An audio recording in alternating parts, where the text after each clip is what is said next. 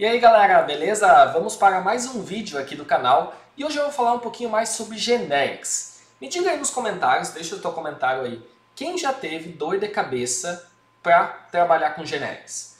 Ou olhou vídeo, olhou documentação e, poxa, não entendi como funciona o generics. Eu até uso ele no meu código, faço ali como mais ou menos funciona, mas não sei direito o que eu estou fazendo.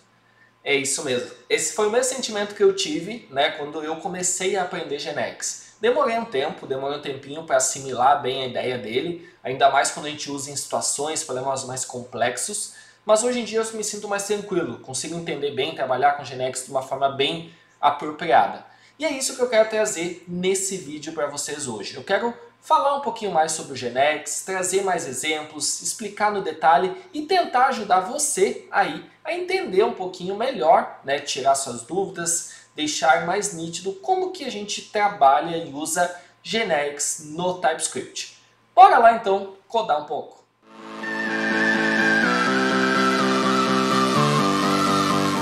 Vamos lá galera, vamos falar um pouco então sobre generics e entender um pouquinho mais no código.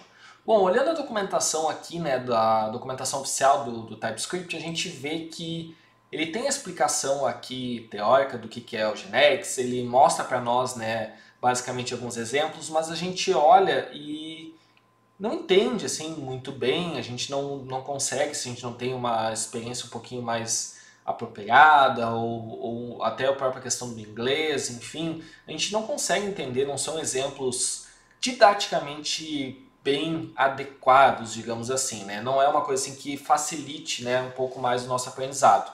E aí para isso, basicamente, a gente precisa entender primeiro o que são generics. Basicamente, generics eles podem ser utilizados para que um mesmo código possa ser usado com diferentes tipos de dados. Então tu vai ter uma tipagem literalmente como o nome diz, genérica, tá? Então isso é importante de você lembrar. O segundo ponto é que ele pode ser usado em classes, interfaces, tipos personalizados, types. Então a gente tem uma flexibilidade muito grande para poder trabalhar com diferentes situações, principalmente situações em que a gente não tem controle. Por exemplo, eu não sei se agora eu vou estar recebendo, por exemplo, no retorno, o tipo de dado que eu vou estar recebendo aqui, ele vai ser do tipo string, ele vai ser do tipo número, ele vai ser booleano. Eu não sei, mas eu quero trabalhar com a possibilidade de receber um ou mais tipos, mas eu não sei exatamente quais são, senão eu poderia criar uma tipagem com ou booleano ou string ou algo assim. E aí que entra os generics. Os generics entram justamente para dar essa possibilidade da gente ter um código em que ele é mais flexível, ele aceita mais tipos de dados de acordo com a situação que a gente está trabalhando. Mas não se engane, ele é diferente do N. O N a gente fala que a gente aceita qualquer coisa, qualquer tipo, qualquer formato, qualquer estrutura. Não, o generics ele pode ter uma estrutura ali parametrizada, estruturada de uma maneira X, e aí a gente diz que a gente vai receber, de acordo com aquela estrutura, alguns pontos, alguns tipos, de acordo com aquilo que a gente precisa trabalhar. Como uma string, um número, ele aceita essas possibilidades. Então, são coisas diferentes, né? Às vezes o pessoal pode até confundir com N. E aí, para a gente começar a entender um pouquinho melhor, eu vou trazer aqui, a gente está usando o Stack Blitz, tá? E eu vou trazer aqui um projetinho, criei um projetinho do zero em TypeScript, né? Um new project em TypeScript. E aí eu quero trazer um pequeno exemplo para vocês, para que a gente possa entender um pouquinho melhor. Então vamos lá. Vamos criar uma função aqui. Ops, estou no console. Deixa eu aumentar aqui um pouquinho para vocês. Beleza. Vamos criar uma função aqui, por exemplo, que ela vai se chamar imprime array. Beleza? Então, essa é a função que eu quero. Eu quero imprimir arrays, tá? Só que, veja bem, eu não sei qual que é o tipo do array que eu vou estar recebendo. Pode ser que em um momento eu receba arrays de números, outro momento eu receba arrays de booleanos, de strings. Então eu não sei qual que é o tipo de array que eu quero. Então eu não posso chegar aqui e dizer, por exemplo, que os dados que eu vou estar recebendo é um array de strings, ou um array de numbers, ou algo assim. Por quê? Porque se eu disser isso, eu estou limitando a minha possibilidade a um array de string ou um array de números. Então, para que a gente possa deixar ele de uma maneira mais genérica, que ele aceite tanto números, strings, booleanos ou outros tipos, a gente pode trabalhar com a ideia de generics. E aí o GENERICS ele vem, né, característico com essa representação aqui do sinal de menor e maior. Então a gente tem aqui do lado da função representação do sinal do menor e maior, que isso representa GENERICS. E aí eu digo que eu vou ter um tipo genérico que eu vou estar passando aqui. E por padrão a gente coloca ali o T, né, pode ser qualquer letra aqui, mas por padrão, nomenclatura do próprio TypeScript, a gente começa usando T. Aí usa U, usa Q, usa W, a gente usa mais ou menos essas letras porque veio da padronização do próprio TypeScript também. Então eu digo que eu vou receber um tipo T. E agora, em vez de eu colocar aqui, por exemplo, num, que eu vou receber um array de números, um array de strings, eu digo que eu vou receber um array do tipo T. Beleza, vou receber um array do tipo T. Mas o que vai ser esse array do tipo T? Na hora que a gente chamar a função, aí que a gente vai definir quem é T. Se ele vai ser string, se ele vai ser booleano, se ele vai ser número. E aí ele substitui esse T pelo que a gente passou lá. Se eu passar aqui, eu vou estar mandando um array de números, o T passa a ser number. E aí ele vai ser array de números, dados vai ser um array de números e aqui vai ser número também. Beleza? Então essa é a ideia do GENERICS, é tu passar diferentes possibilidades e ele substitui na hora ali. E aí a gente só precisa, né, tipar aqui, por exemplo, retorno. Eu não vou ter retorno nessa função, então por isso eu vou colocar void aqui. E basicamente eu vou fazer um for, onde eu quero dizer o quê? Que eu vou percorrer esses dados, então eu vou botar aqui, ó, item of dados, e vou dizer que eu vou dar um console.log em cada item, ou seja, eu vou percorrer cada um desses dados, né, que eu tenho no meu array que eu vou estar passando. Aqui eu falei função, ficou function, né? Função é function aqui. Beleza. Então olha só, eu tenho uma função que eu recebo um array de algum tipo. Esse tipo é genérico. Agora é o momento onde eu preciso definir, na hora da chamada da função, qual que é o que é que eu quero que seja esse tipo. Então olha só que legal. Eu vou chamar aqui imprime array, tá?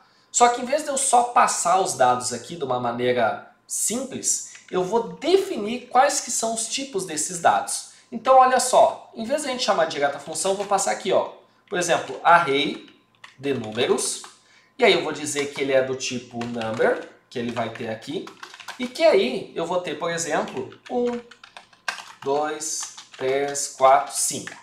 Beleza, criei um array de números aqui. Agora eu vou chamar a função imprimir array, só que nessa função eu vou estar passando o array de números, perfeito? Vou estar passando aqui. E olha só, já funcionou. Mas o que aconteceu para funcionar se eu não disse que ele é um array de números, eu não disse que o T é um number? O que está acontecendo é isso aqui, ó. Olha só, ele automaticamente, por inferência, ele reconhece que o imprime array, onde eu tinha um tipo genérico T, passa a ser number. Por quê? Porque eu estou passando um array de números e eu defini a tipagem dele aqui em cima. Então, por inferência, ele reconheceu e atribuiu ao T, nesse momento, na linha 9, a chamada da função sendo T substituído por number e number aqui, ó. Então eu passo a ter um array de números sendo representado aqui. E aí ele fez a impressão certinho. E aí olha só que legal, a flexibilidade que a gente fala, ó. Vou criar um array de strings agora.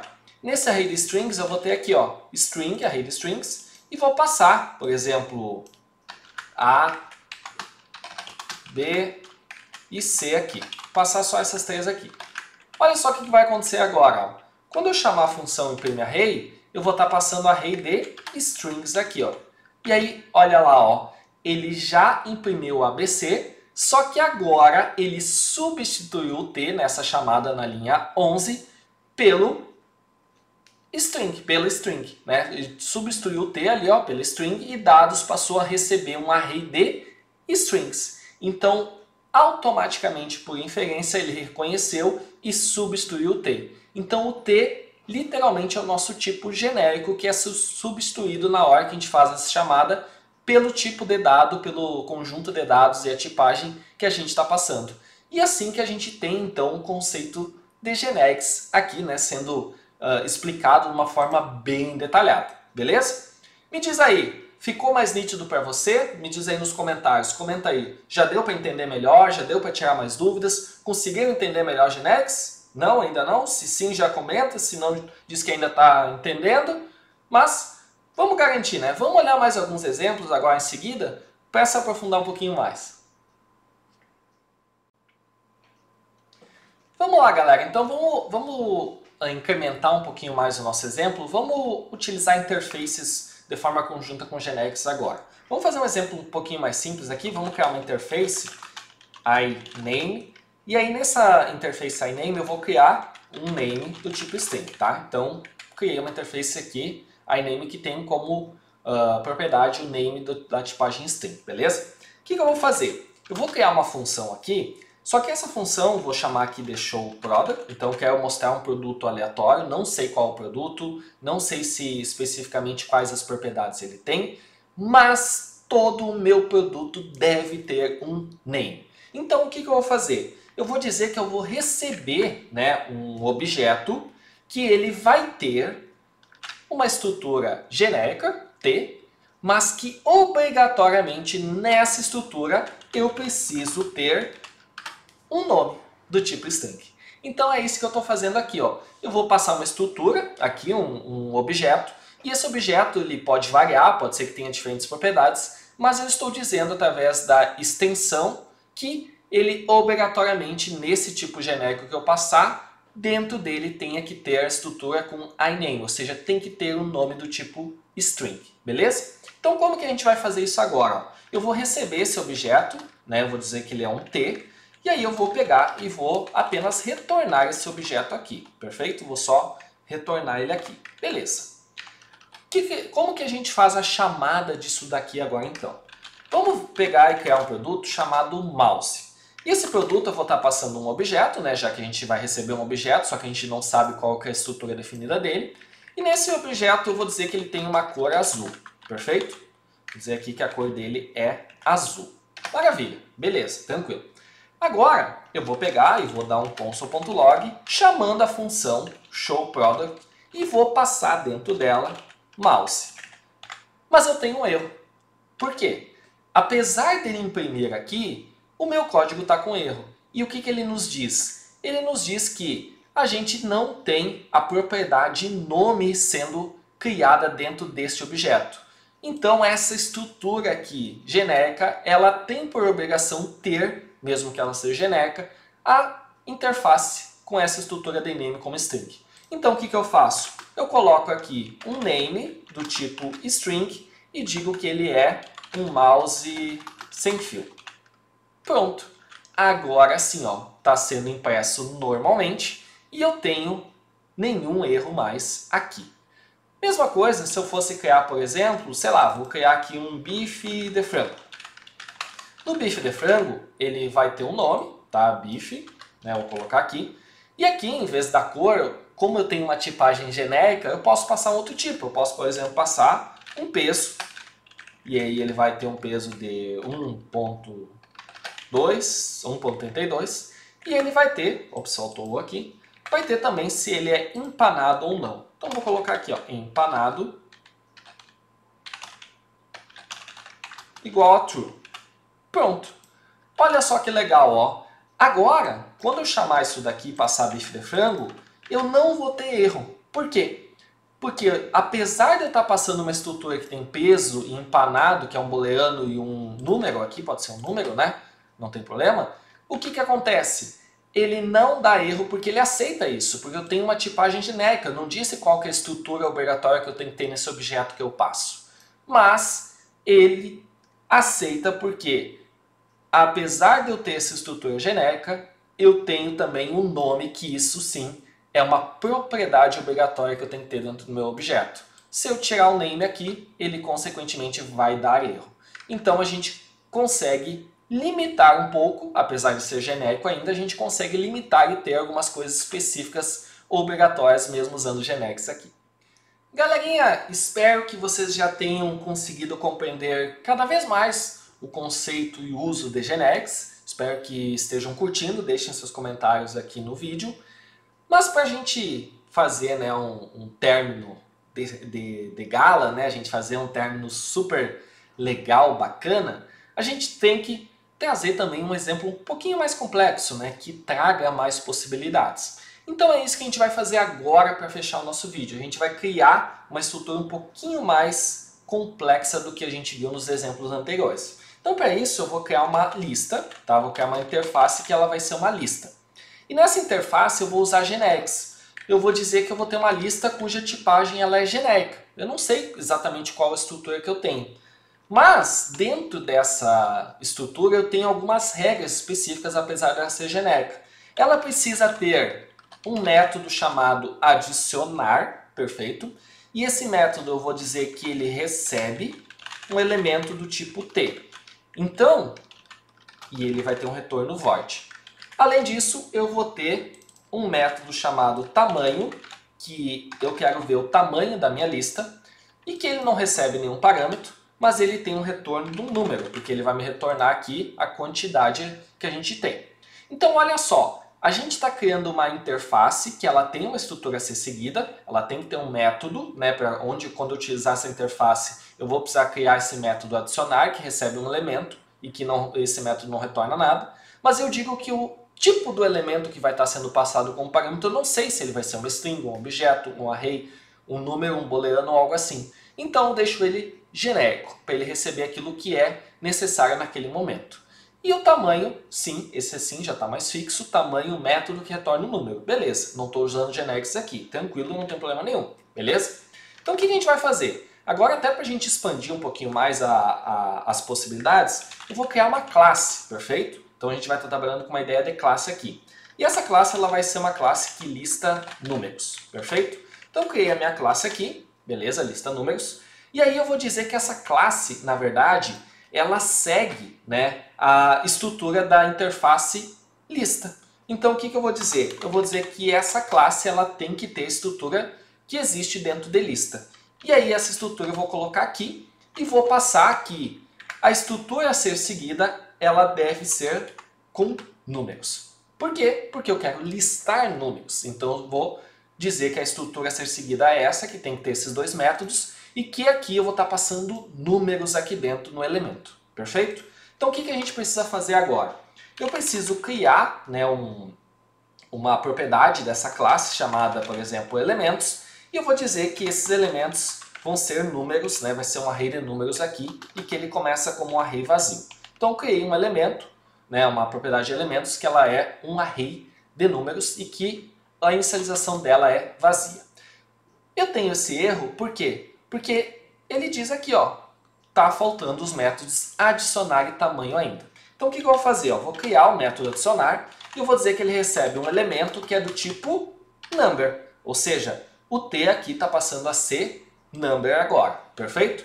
E aí o meu retorno vai ser do tipo void, né? Eu não vou ter retorno aqui, e aí eu vou colocar aqui o que eu vou fazer dentro desse método. Basicamente eu vou pegar o meu array de números, que é elementos, e eu vou fazer a adição de um número aqui. Então eu vou fazer um push passando o elemento que eu estou passando por parâmetro aqui, ó, beleza?